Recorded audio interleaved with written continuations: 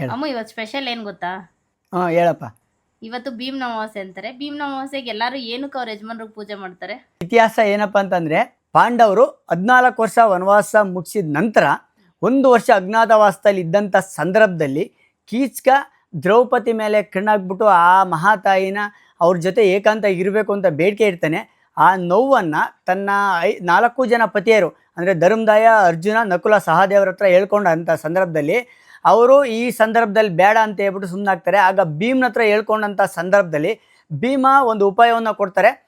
ಬರೋ ಅಮಾವಾಸ್ಯೆ ದಿನ ರಾಜ್ಯದ ಹೊರಗಡೆ ಇರುವಂಥ ಗರಡಿ ಮನೆ ಹತ್ರ ಕರ್ಕೊಂಡು ಬಾ ಅಂತ ಹೇಳ್ಬಿಟ್ಟು ಆ ನೆಪದಲ್ಲಿ ಆ ಮಹಾತಾಯಿ ಗರಡಿ ಮನೆ ಹತ್ರ ಬರುವಂತೆ ಕೀಚಕನಿಗೆ ಆದೇಶ ಮಾಡ್ತಾರೆ. ಕೀಚಕ ಅಲ್ಲಿ ಬಂದಂಥ ಸಂದರ್ಭದಲ್ಲಿ ಭೀಮ ಆತನನ್ನು ತುಂಬ ರೋಷ ವೇಷದಿಂದ ಹೆಣ್ಮಕ್ಳಿಗೆ ತೊಂದರೆ ಕೊಡ್ತೀಯ ಅಂತ ಹೇಳ್ಬಿಟ್ಟು ತನ್ನ ಮುಷ್ಟಿ ಯುದ್ಧದಿಂದ ಗುದ್ದಿ ಸಾಯಿಸ್ತಾರೆ.